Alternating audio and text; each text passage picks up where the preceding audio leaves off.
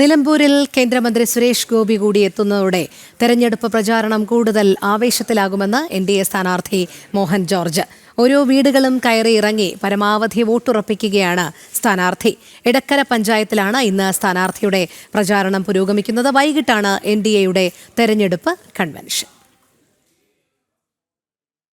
നിലമ്പൂരിൽ എൻഡിഎയുടെ തെരഞ്ഞെടുപ്പ് പ്രചാരണം പുരോഗമിച്ചുകൊണ്ടിരിക്കുകയാണ്.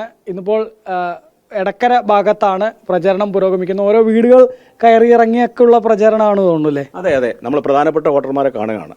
ഞങ്ങളെല്ലാവരും അങ്ങനെ കഴിഞ്ഞ രാവിലെ മുതൽ തുടങ്ങിയതാണ്. ഇന്നലെ മൂത്താടത്തായിരുന്നു, ഇന്ന് എടക്കര പഞ്ചായത്തിന്റെ വിധഭാഗങ്ങളിൽ നല്ല പ്രതികരണമാണ്, പോസിറ്റീവായിട്ടുള്ള പ്രതികരണമാണ്. എല്ലാവരും ഒരു മാറ്റം ആഗ്രഹിക്കുകയാണ്. ഒരു വികസിത നിലമ്പൂർ എന്നാണ് എല്ലാവരുടെയും ലക്ഷ്യം. ആ രീതിയിൽ എല്ലാവരും വോട്ട് ചെയ്യും, പ്രതികരിക്കും.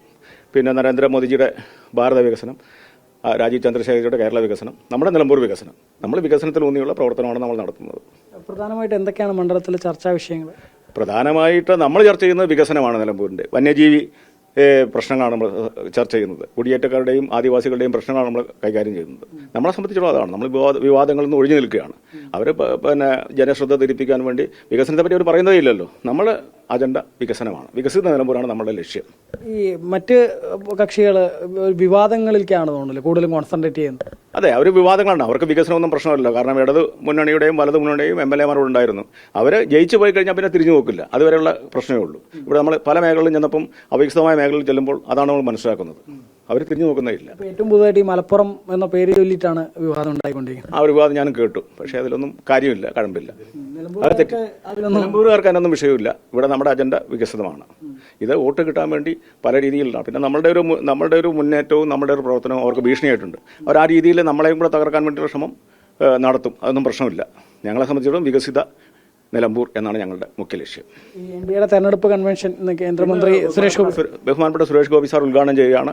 ഒരു വലിയ ഒരു ജനസാഗരമാകുമെന്നാണ് ഞങ്ങൾ പ്രതീക്ഷിക്കുന്നത്. തീർച്ചയായിട്ടും നാളെ മുതൽ അതിന്റെ പ്രതിഫലനം നിലമ്പൂരിലെ പ്രവർത്തനങ്ങളിൽ കാണും, വോട്ടർമാരുടെ ഇടയിലെ ചിന്തകൾ കാണും. കേന്ദ്രമന്ത്രി ഉൾപ്പെടെ എത്തുന്നത് വലിയ ഒരു ഊർജ്ജം പകരുന്നുള്ളത്. തീർച്ചയായിട്ടും കേന്ദ്രമന്ത്രി ഉൾപ്പെടെയുള്ളവർ പങ്കെടുക്കുന്ന ഊർജ്ജം പകരും. പിന്നെ പാർട്ടിയുടെ എല്ലാ നേതാക്കന്മാരും ഈ മേഖലയിലുണ്ട്.